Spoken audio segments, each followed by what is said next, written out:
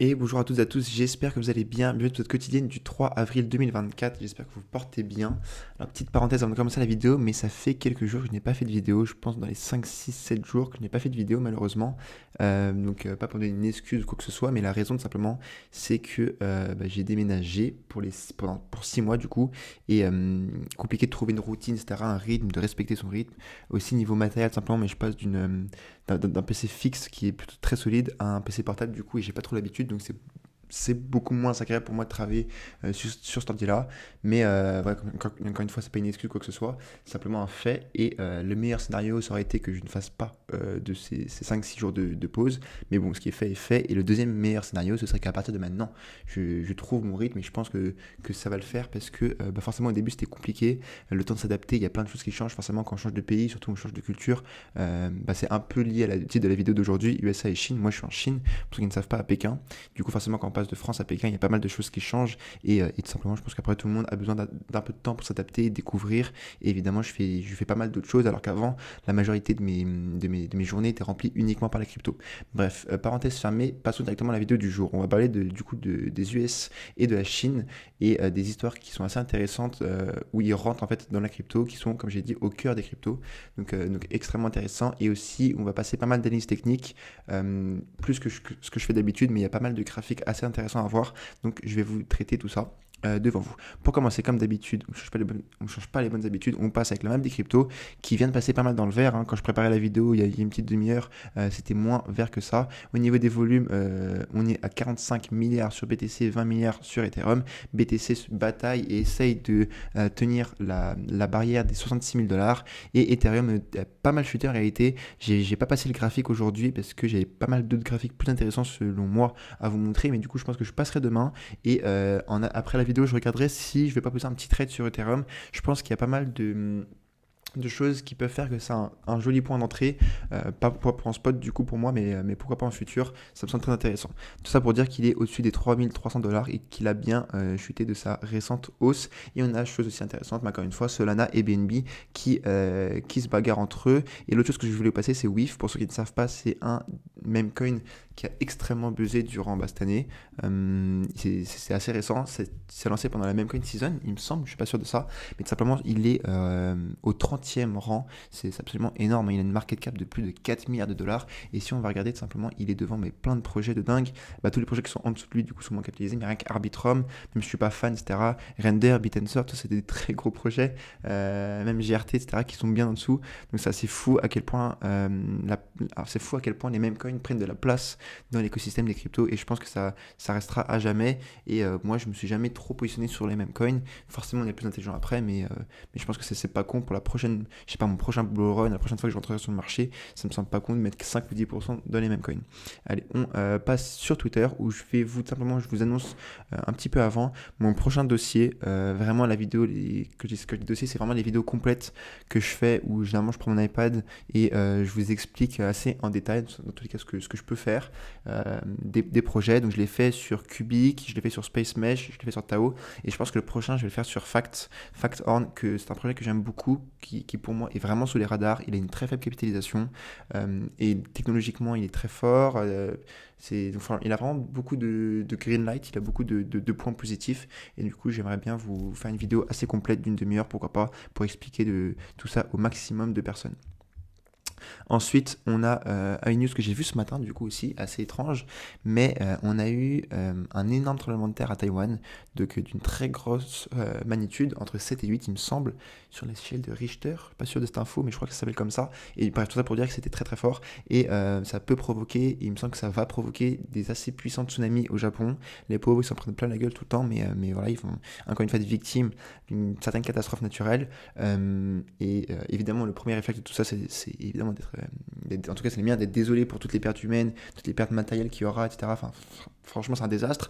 Maintenant en termes d'investissement ça peut ralentir la production de chips et des puces, simplement parce que comme il le dit, 90% des puces sont produites à Taïwan, majoritairement les puces pour l'intelligence artificielle. C'est vraiment le cœur tout la supply chain, en fait, c'est vraiment une plaque tournante indispensable pour les puces et aussi pour l'intelligence artificielle. Donc apparemment, tout le monde est déjà retourné au travail et c'est horrible de dire ça après une catastrophe naturelle, mais il faut faire attention à ce qui peut se passer durant les prochaines semaines. Ça peut clairement être une sorte de Black Swan, mais une très mauvaise nouvelle dans le cas où il y aurait des annonces du gouvernement qui stoppe la production de chips pendant X mois, le temps de reconstruire les dégâts simplement. Ça peut vraiment faire assez froid dans le dos et y avoir des impacts sur nos investissements, c'est clair et net, comme sur Nvidia par exemple.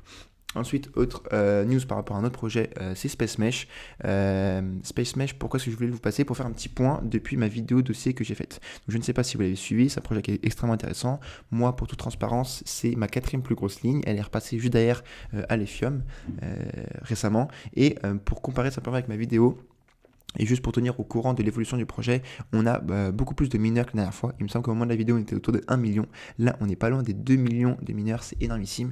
Et c'est encore une fois, c'est le principe du projet. Ça doit être la crypto la plus décentralisée au monde et ça l'est. Pourquoi? Parce que c'est extrêmement simple de miner sur cette blockchain et tout simplement les barrières d'entrée sont extrêmement faibles. Donc c'est normal qu'il y ait beaucoup de gens qui viennent miner dessus. D'accord, de 1 et de 2, c'est le network size qu'on voit juste ici au moment de la vidéo où on était aux alentours de 1. Moi je compte 1 parce que là c'est 1600 PIB ou alors c'est 1 EIB. Donc on était aux alentours de 1 EIB, ce qui est une quantité de stockage de mémoire gigantesque réellement. Et ça progresse très vite parce qu'on est déjà pas loin des 2, un peu plus, mais on est aux alentours des 1,1 EIB et c'est vraiment très gros. Ça permet de stocker beaucoup de choses. Et le moment où la virtual machine de Space Mesh sera live et où des projets vont commencer à se développer dessus, etc., et ben c'est là où on pourra utiliser les ressources que les mineurs mettent à disposition et c'est là que toute la valeur, je pense, du réseau va être montrée au grand monde. Ensuite, passons sur quelques articles, quelques news. Le gouvernement chinois crée une blockchain publique pour soutenir la nouvelle route de la soie. Donc ça, c'est le titre de la vidéo du coup vient de cette news-là. Et c'était plus particulièrement Pékin. Qu'espère Pékin et qu'est-ce que cela dit sur la stratégie chinoise en matière de crypto-monnaie? Donc la Chine et les crypto-monnaies, en réalité, c'est une longue histoire. J'ai pensé à dire d'amour, mais en fait, je pense pas.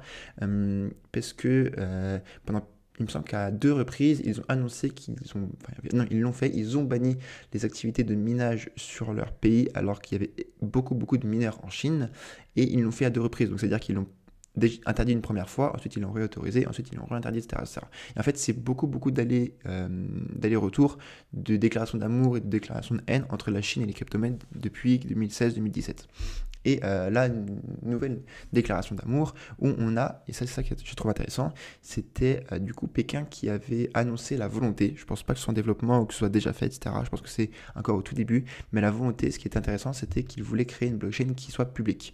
Donc, à quel point il est public, ça je n'ai pas regardé vraiment dans les détails, mais pour l'instant, juste c'est bien différent de toutes les blockchains privées que beaucoup d'entreprises, d'institutions annoncent vouloir créer. C'est vraiment différent, déjà rien que dans l'approche, et j'ai trouvé ça extrêmement intéressant, et ça m'a fait penser, je rouvre une parenthèse par rapport à ça, mais moi du coup c'est un feedback que je fais à tous ceux à qui je parle, mais la Chine c'est vraiment pas l'image qu'on en a.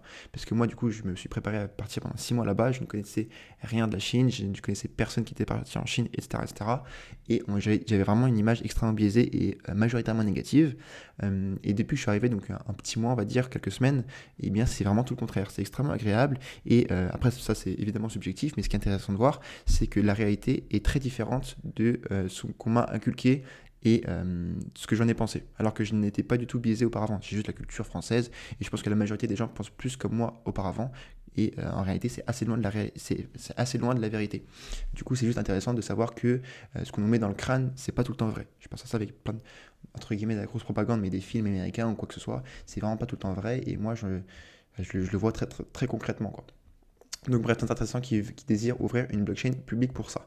Allez, autre news, c'est aussi intéressant, un portefeuille du gouvernement américain contenant 2 milliards de dollars de BTC transfère des fonds vers Coinbase. Alors le titre aurait pu être plus précis parce que ils ont transféré pour l'instant que, entre guillemets, quelques centaines de millions de dollars, il me semble 160 millions de dollars. 140 millions de dollars pour l'instant. Ils ont fait une transaction test pour voir si tout marchait bien et ils ont bien fait. Et ensuite, ils ont envoyé 140 millions de dollars. Mais le wallet qui a envoyé la transaction contient pour 2 millions de dollars de BTC appartient au gouvernement américain. Comment ils l'ont eu? Ils l'ont eu tout simplement en saisissant le fondateur de Silk Road qui a fait polémique à l'époque. Donc là, c'était vraiment à l'époque, hein, c'était 2014-2015. C'était simplement le marché noir et je pense que c'est les traces de ça lorsqu'on vous dit que Bitcoin ça sert qu'à acheter et à vendre de la drogue par exemple. À l'époque, ça servait majoritairement à acheter et à vendre de la drogue, oui, parce que Silk Road utilisait uniquement comme moyen de paiement le Bitcoin et ça représentait des volumes, je pense vraiment, c'est sûr que c'est des volumes à deux chiffres, mais je pense que c'était 40, 50, 60% des volumes totaux de Bitcoin étaient liés à cette marketplace-là, qui était évidemment illégale pour acheter et vendre de la drogue, même si à la base, c'était pas du tout l'idée de son fondateur. Le fondateur, c'était vraiment on peut l'appeler un Bitcoin maximaliste, un visionnaire. Il est vraiment tombé amoureux du BTC et c'était pas vraiment son objectif de créer une plaque tournante de la drogue. Et malheureusement, il est en prison depuis tout ce temps-là. Moi, je trouve ça malheureux parce qu'en réalité, c'est pas lui qui décide ce que les gens achètent et vendent sur une plateforme qu'il a créée. Bon bref, tout ça pour dire que ça annonce possiblement une vente parce que tu envoies pas tes BTC sur Coinbase pour faire joli, ça veut dire qu'ils comptent les vendre probablement. Après la question c'est combien est-ce qu'ils comptent en vendre. Moi je pense pas qu'ils vont tout vendre. Déjà il y a une notion à avoir, c'est que par rapport au wallet de la transaction, ils avaient entre guillemets que 2 milliards de dollars, mais au total ils ont pour... je sais plus, 4, 5, 6, combien, ils ont combien de milliards? 14, bah c'est ça. Ils ont pour 14 milliards de dollars de crypto, mais ils ont uniquement du BTC parce que les BTC que le gouvernement américain a, c'est simplement ce qu'ils saisissent aux criminels ou à ceux qui sont seulement injustement pris, mais comme le fondateur de Silk Road par exemple. Et du coup, ils en ont pour 14 milliards. Donc c'est vraiment des énormes baleines. Ça ne fait pas trop de sens, de 1, d'en avoir plus. Du coup, selon moi, ça me semble absolument logique qu'ils commencent à vendre. Et de 2, ça ne fait pas trop de sens de vouloir tout vendre d'un coup. Je pense qu'ils ont bien compris que c'est un actif qui prend de la valeur. En réalité, c'est pas trop des têtes de nœud non plus. Hein. C'est pas compliqué à voir. Et c'est pas non plus compliqué à comprendre que si tu décides de tout vendre dès maintenant, tu vas faire chuter ton prix de vente moyen.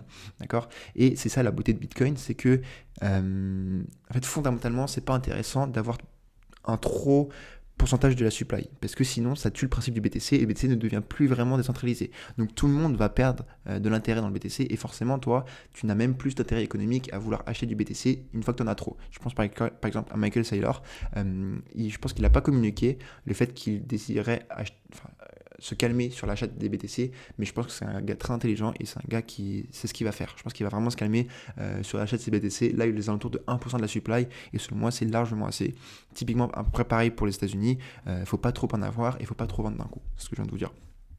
Ok, passons maintenant sur l'analyse graphique, on passe sur le Big Boss, le BTC, forcément ça fait longtemps que je n'ai pas fait de vidéo, et carrément on va reprendre aussi une time frame qui est assez grande, 3 mois, donc on a un trimestriel, on a eu la clôture trimestrielle il n'y a pas très longtemps, du coup fin mars, et on a tout simplement enregistré la plus haute bougie trimestrielle de l'histoire du BTC, et c'est pas une charte que j'ai l'habitude de regarder.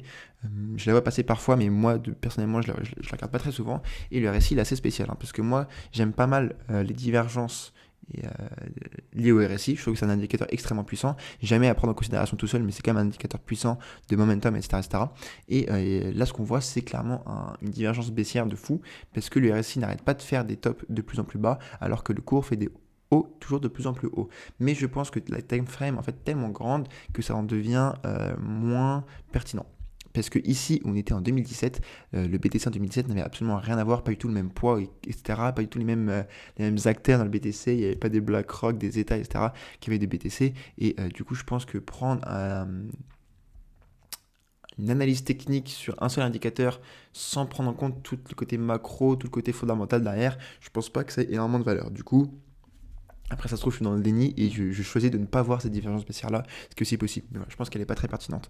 Et tout ça pour dire qu'on est... ce que je voulais dire, c'était que c'était très intéressant, selon moi, qu'on soit uniquement à 70 sur le RSI. Je trouve qu'en réalité, j'aurais pensé qu'on aurait été beaucoup plus haut. Mais en fait, la raison à ça, c'est simplement qu'ici, une bougie, c'est 3 mois. Du coup, c'est extrêmement long. Et même si ça fait... 6 mois qu'on n'a fait que monter, et sur ce graphique-là, ça ne fait que 2 bougies, donc c'est plutôt peu. Ici, vous voyez, par exemple, on a eu 4 bougies dans le vert. Et c'est pour ça que le RSI était bien au-dessus de 70. Donc plutôt une bonne nouvelle qu'on ait un RSI qui soit fait cogner contre cette résistance de 70. Idéalement, pour respecter tous les timings du halving, des bull runs, etc., bah ici, on voit bien qu'au bout de 4 bougies, ça nous permet d'avoir un RSI qui est vraiment en surchauffe. Pourquoi pas faire comme ici? On a fait 2 bougies bien dans le vert. Là, on est en train de digérer pendant... en fait, c'est 3 bougies, mais c'est plutôt long, hein, ça va être chiant. Mais je pense que pour le portefeuille, ça va être le scénario le plus facilement gérable, mais d'avoir du coup jusqu'à la fin de l'année un BTC qui a un peu de mal, peut-être qui monte un petit peu dans le prix, mais où le momentum est plutôt faible, etc. Et ensuite, pendant vraiment un an, tout casser à la hausse et là aller vraiment de manière parabolique vers son sommet. Voici pour le BTC en long time frame. Maintenant, si on se rapproche et qu'on va en daily, qu'est-ce qu'on voit? On voit qu'on n'est toujours pas allé au support de 62 000 $. On en est plutôt loin. Je ne vous ai pas passé les liquidations, mais j'aurais peut-être dû, mais bon, la vidéo aurait été trop longue. Mais les liquidations, de toute façon, ça se voit sur les graphiques, pas besoin de regarder on-chain, mais c'est ici. Majoritairement en dessous de ce bas là, il y en a peut-être un petit peu en dessous de ce bas là, mais je pense que franchement c'est possible, mais c'est peu probable en réalité qu'on aille en dessous chasser les 58 000 $, mais c'est pas impossible. Bref, ça peut dire il y a pas mal de liquidations ici, et après il y a beaucoup de shorts aussi qui sont pas fait liquider au-dessus. Donc là idéalement on est en train de créer un range, c'est la définition d'un range. L'idée c'est à chaque fois d'aller tromper la majorité des gens, parce que le marché ne donne pas raison à la majorité, de venir vraiment chasser tous les longs ici, en dessous du plus bas, donc faire un plus bas que le précédent, ça montre un signe un petit peu baissier, etc. Pourquoi pas faire un fake out vers le bas de ce support, où tous les gens pensent qu'on va lâcher le support de 60 000 $ et qu'on va aller targeter les 52 000 $ pour ensuite aller remonter et chasser tous les shorts qui sont bien positionnés depuis bien trop longtemps. Eux, depuis qu'on est à l'ATH, ils se sont pas fait embêter, ici, ils se sont pas fait embêter, du coup, généralement, ça n'arrive pas si souvent que tout le monde reste comme ça tranquillement assis sur ses gains. Les graphiques intéressants, un des graphiques intéressants grâce auquel j'ai envie de pourquoi pas poser un long sur ETH, c'est la paire ETH-BTC. Ici on est en weekly, c'est des très longs time frame, et ça les flèches orange, c'est les flèches que j'avais mises il y a pas mal de temps maintenant, après pas mal de temps, je sais plus, peut-être quelques semaines, et je pense que je vais les laisser jusqu'à temps que ce soit invalidé, mais ça me semble vraiment, ça me semble pas con. On va arriver sur un très gros support, très long time frame qu'on tient depuis 2019, donc vous voyez que c'est une trendline haussière qu'on n'a jamais brisé sur la paire ETH-BTC. De 1 et de 2, on arrive au support du bas de ce canal-là, de ce triangle de compression, et du coup ça fait 2 confluences qui nous amènent à dire que potentiellement ETH à partir de maintenant va surperformer le BTC. Après ça peut prendre encore une fois 1 mois, 2 mois, 3 mois avant de retaper la borne haute, et au bout d'un moment, moi c'est ce que je pense, mais ETH va finir par casser cette borne haute et vraiment partir en tendance haussière pour, sur le moyen, cette fois-ci moyen long terme, surperformer le BTC. Pour l'instant, ce graphique nous dit que sur le court terme, ETH va surperformer le BTC, mais tout dépend de ce qu'elle va faire sur la borne haute. Okay, si elle casse cette borne haute, et ben là, on va vraiment passer sur une tendance moyen à long terme qui va être bullish pour ETH contre BTC. Et encore une fois, je pense que ça va arriver. Maintenant, alors là, c'est le bordel. C'est plus le bordel que d'habitude, mais on va aller disséquer tout ça assez simplement. J'espère que mon VPN est encore connecté. Il l'est pour une fois. Tao en 4 heures. Très intéressant.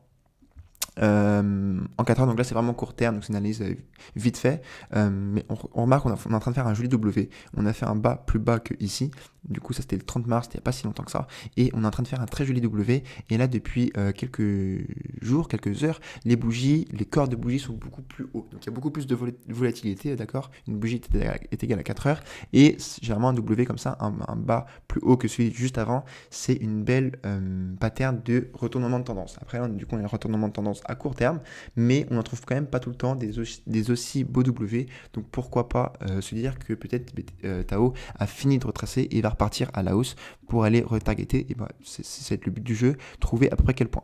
Donc lorsqu'on passe en daily, on voit quoi? On voit tout d'abord le stochastique RSI. Je mets mon curseur ici, mais ce qui est important de regarder, c'est ici. Le stochastique RSI qui est en train de repasser au-dessus des 50. Assez intéressant, on voit que c'est assez rare quand même qui trouve une résistance au niveau des 50, ça avait une fois ici, etc. Et moi, qu'est-ce que je pensais? Je pensais que, voilà, donc on fait à peu près comme la même correction qu'ici, et ici c'est à peu près ce qu'on avait connu. On avait connu un stochastique RSI en dessous des 30, et une fois qu'on était au niveau des 50, et ben là on a cassé cette pattern baissière, et on est vraiment reparti en tendance haussière pendant 3-4 semaines. Maintenant, si on fait des extensions de Fibo, regardons toujours le passé. Alors, les performances passées ne représentent pas les performances futures, machin, mais c'est quand même intéressant de regarder les similarités. Donc ici, on était au niveau des 50. C'est là on a vraiment fait notre première impulsion haussière de dingue. On est passé de 50 à 250, à 400, pardon, à 400, en effet. Donc quasiment à x10. Et ensuite, on a corrigé pendant plus longtemps que ce qu'on est en train de faire actuellement. On a vraiment corrigé, c'était plutôt chiant. On est passé de 400 à notre ATH à 250. Donc notre RSI, il a toujours été un surchauffe, en vrai, là, il disait n'importe quoi. Et ce qui est important de voir, c'est que le RSI, encore une fois, je vous le remets ici, parce que vous ne le voyez pas, mais alors, hop. Le RSI, il a fait un bottom au niveau des 33. Où est-ce qu'on en est actuellement sur le RSI en daily? Pile poil au niveau des 33. Donc là, ce qu'on est en train de faire, c'est simplement un double bottom, comme la charte qu'on a fait en 4 heures. C'est un double bottom, vous pouvez voir un grand W, mais simplement, on va dire un double bottom. Et du coup, lorsqu'on prend les extensions de Fibo, on prend le point bas, l'expansion, la correction, ça nous a amené à notre deuxième ATH qui a été au niveau des 750 $. Et on voit que le niveau des 750 $, je pense pas que vous le voyez, mais du coup je vais vous le dire, c'est pile poil le niveau des 1,618 de Fibonacci, d'accord, 757. Donc pourquoi on s'arrêtait là? Parce qu'on manquait de momentum pour aller chercher les 2,618, etc., etc. Le marché était un peu plus essoufflé, il y avait moins cette impulsion haussière de dingue, cette euphorie, et je pense que tout simplement il y a beaucoup de mecs qui ont acheté Tao beaucoup moins cher, qui ont mis tout simplement leur ordre de vente à ce niveau, parce que c'est une première target, et pour certains c'est la seule target de take profit. Tu fais ton petit pattern et tu vas trouver que les 750, c'est là où il va y avoir une jolie résistance, donc pourquoi pas vendre un peu ici. Très bien. Maintenant ça, hop, plus besoin de ça. De la même manière, lorsqu'on le refait pour notre deuxième impulsion haussière, du coup, on prend le point bas ici, on prend toutes nos impulsions, et si on part de l'hypothèse qu'on a trouvé notre point bas au niveau des 460, encore une fois j'en sais rien, je ne suis pas Madame Irma, jusqu'où est-ce qu'on pourrait aller? Cette même target des 118 nous amènerait aux alentours des 1300 $. C'est quelque chose qui me semble pas du tout aberrant. Je pense qu'on va avoir un peu de mal à passer au-dessus des 1000 $, mais 1300 $ pour les 118. Et si le marché nous propose un peu plus de momentum, s'il a un peu plus de force et un peu plus d'euphorie, pourquoi pas aller chercher les 2618, les 1830 $, et après, encore une fois, connaître une correction tranquillement, comme ce qu'on est en train de faire actuellement pendant 2-3 semaines, 1 ou 2 mois, et ensuite, encore une fois, repartir après cette correction, avoir liquidé les mains faibles, et uniquement ceux qui hold long terme vont pouvoir bénéficier de la meilleure des performances.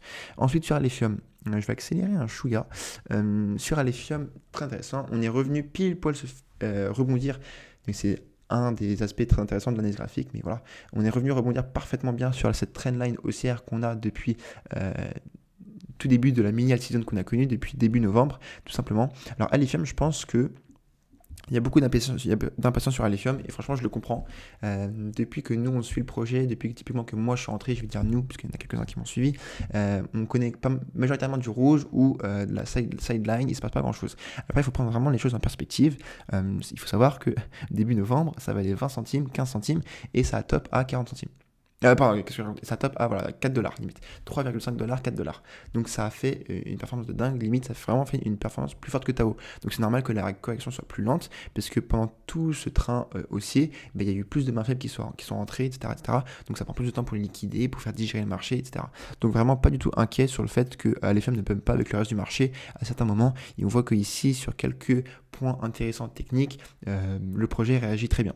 Et honnêtement, après, si on prend encore un peu de fois de la hauteur, par rapport à la TH, on n'a pas fait une correction si forte que ça. Alors oui, 44% c'est pas rien, on n'est pas loin des 0,5 de Fibo, mais c'est pas vraiment... on n'a pas fait moins 70%, quoi. Et clairement c'est possible. Alors typiquement, je voulais vous le passer ici, typiquement Caspa, on avait fait une très grosse impulsion, je me souviens qu'on traitait pas mal en vidéo ici, on voyait toutes les confiances techniques qu'il y avait pour buy ici, je me souviens, et on a vraiment fait une très belle performance, mais notre correction a été beaucoup plus violente. Après la montée a aussi été beaucoup plus violente et beaucoup plus courte, donc c'est un des facteurs.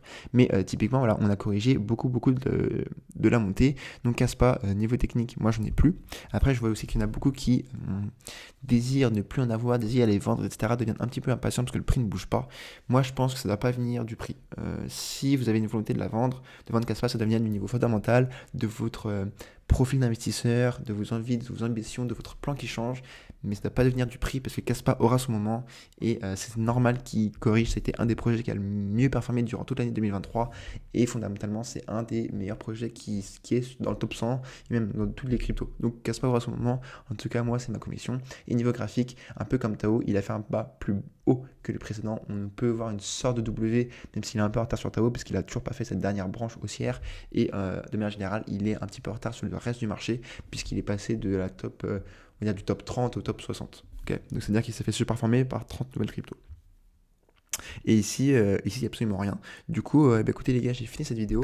Ça m'a fait extrêmement plaisir de revenir. En réalité, j'ai pris beaucoup de plaisir là sur celle-ci. Voilà. Du coup, trop bien. Et je vous dis à demain pour une nouvelle quotidienne. Je vous souhaite un excellent fin de mercredi et je vous dis ciao ciao.